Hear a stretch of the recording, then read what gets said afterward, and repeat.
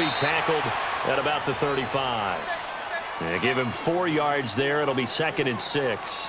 Tough first half for him, unable to put up the numbers he's used to producing. But with a guy like him, you and I both know it just takes a couple of explosive touches for him to make an impact on this game and on the stat sheet as well.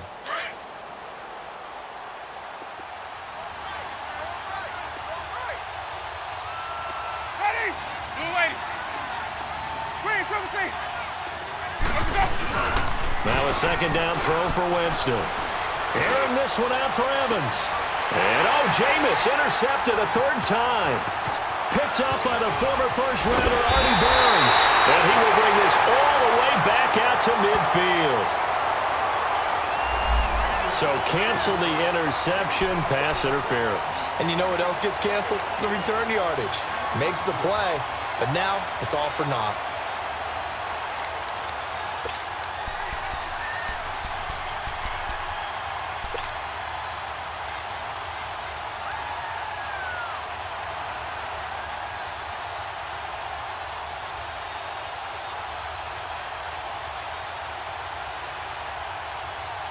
From the 32 now, here's 1st and 10. Even.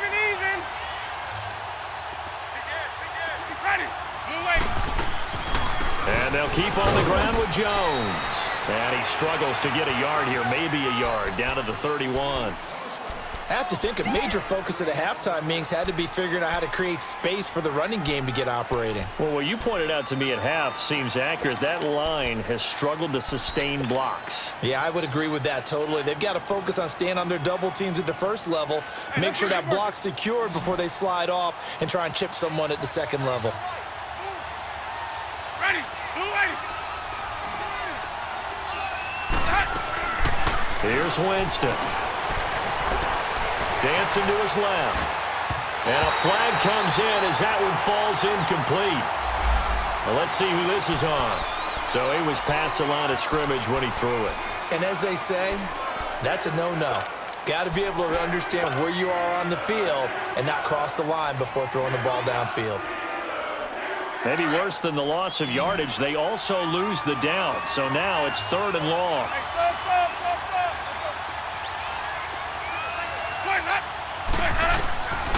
To throw, Winston. And Jameis intercepted a 3rd time. Picked up by Mike Hilton. And the return will be stopped at the 34-yard line. Gosh, you add up last week and this week now. That's 9 interceptions in this 2-game stretch, and we're not done here. It's almost as if they can't even believe their eyes.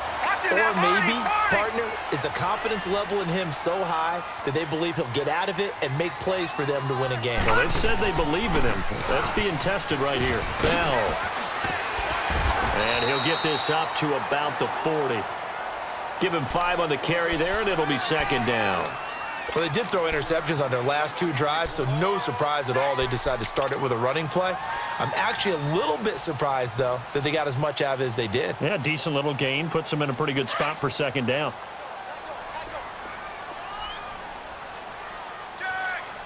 Back 99 Philly, here we go. Watch it now, Barney.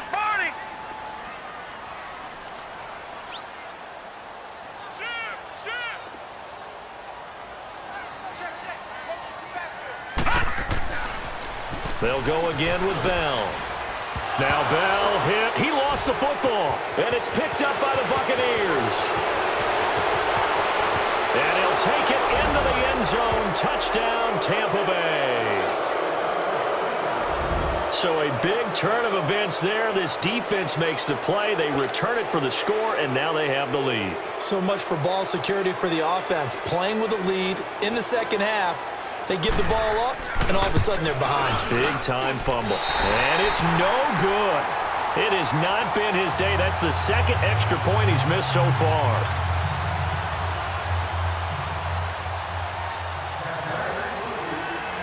And you can bet they're preaching 2 hands on the ball here as the kick's away following that fumble return. This is fielded at the goal line. And he'll get it up past the 20 to the 22-yard line. And Pittsburgh getting set to take the field. And they weren't on the sidelines for long, but I'll tell you what, I'm glad you and I weren't down there. We could hear them, the coaches from all the way up here. They were adamant, you've got to hold on to the football or else we have no hope. Yeah, it's easy for me to laugh sitting up here, but you're exactly right. If we were down there, that message would have been received a whole different way. Because turnovers, they've been a big problem for them. Got to take care of the football. Got to hold on to it. And he finds some space past the 25 to the 27. 5 yards is the tally on first down. That brings up 2nd and 5.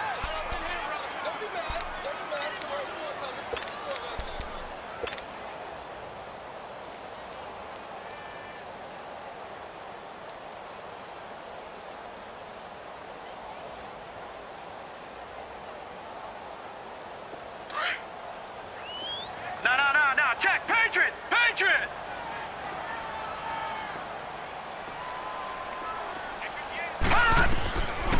Out of the gun, they'll look to throw. And it's incomplete, broken up. But there is a flag down. Let's see what that's about. This home crowd, they're happy with that call. I like the way you said happy there, right? The so-called good guys didn't get a call. They feel like it's been that way all afternoon. You feeling their pain? They finally got one. Yes, they did. So they'll come up 1st and 10 now from the 33.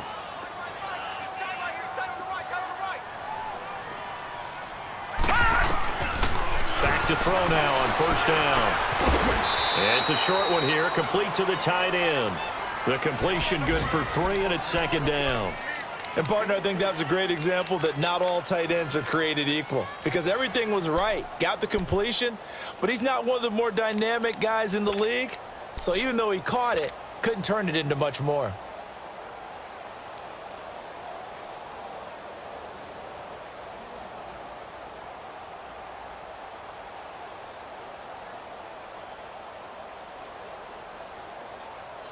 That first down completion only netted him 3. 2nd and 7.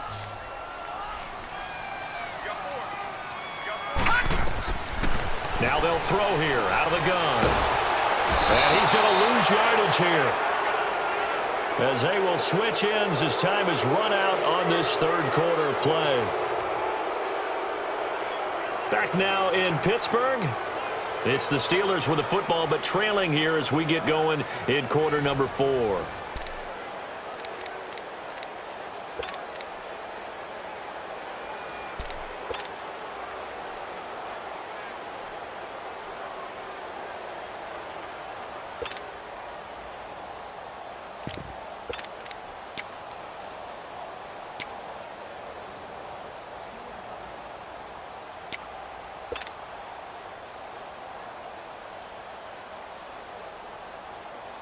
The Steelers on 3rd down. Not good. 0 for 4 thus far. This will be 3rd and forever. Looking to throw. He's going to fire one deep over the middle. And that's caught inside the 35. A big play on 3rd there for the Steelers. 46 yards. They've been struggling in the passing game. Do you like the aggressiveness there? I mean, it worked on that play, but do you like it? I do, because a lot of the time you're struggling because your passing lanes are clogged. That usually happens when you're throwing the ball underneath. People start to press up on you. Push them deep. Find some space and open things up again. Being aggressive there, I think, will pay off for them. And he'll take this inside the 30 to about the 29, maybe the 28-yard line. 2 yards on the carry there. It'll be 2nd down. He continues to struggle to find a crease to break off a big one and might need to just put that aside and just try and ram his way forward and get what he can. Leopard!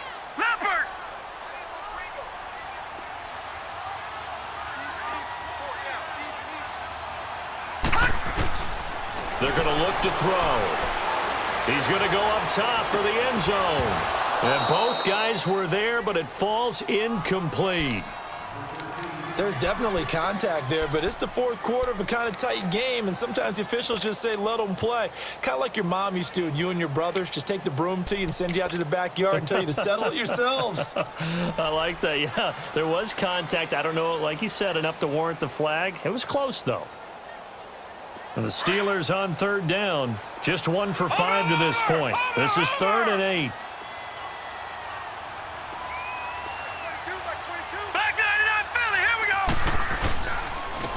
they'll go with the ground attack here. And he will have the first before he's brought down right on the chalk of the 20. It's an 8-yard pickup and leads to a new set of downs. For a lot of guys playing this game, there's no better feeling than running right through a tackle. He's able to lower his center of gravity and turn his legs for a really nice pickup. So signs of life in what's been a dormant offense in this second half. Here's 1st and 10.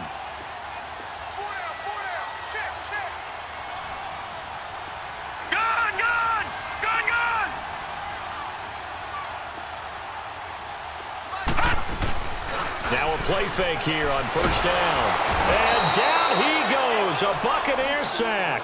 DeJuan Smoot coming up the middle. Gets him there for a loss of about 9.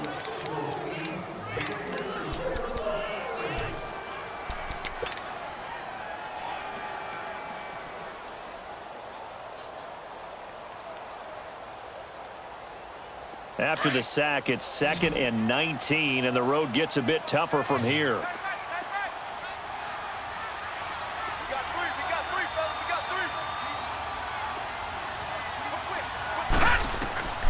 They'll set up a throw.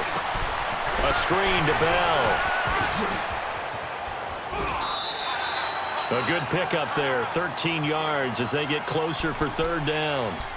And we see another pitch and catch there to the running back. This position just continues to evolve.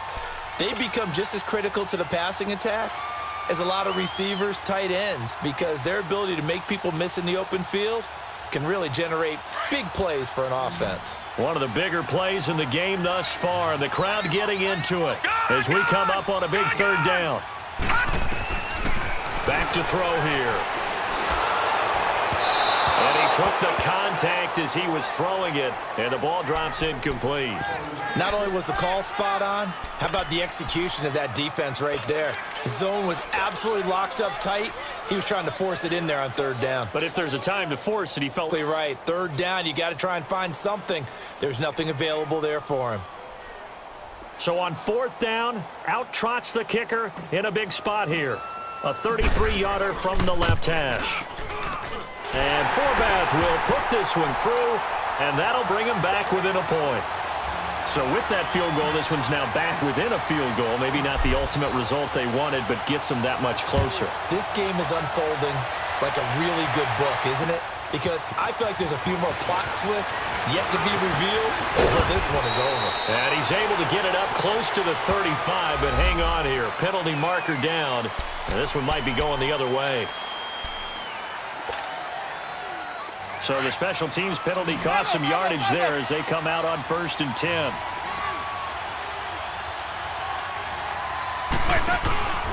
They'll try and run some clock now with Jones. And a short gain there as he'll get it up only to about the 24. All right, that's a decent game there, but it hasn't been his best game overall. So I wonder what the mindset is of his team. Do they want him to handle the football and try and close this game out? Or are they going to make an alternative plan and maybe go in a different direction? I think they need him, and this is his time to shine.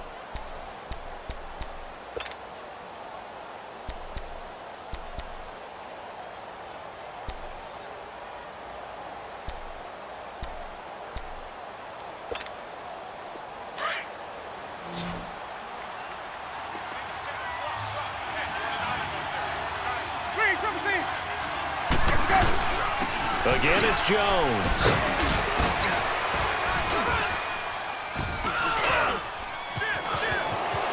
Through an opening, and there he goes. And he just falls short down at the 1.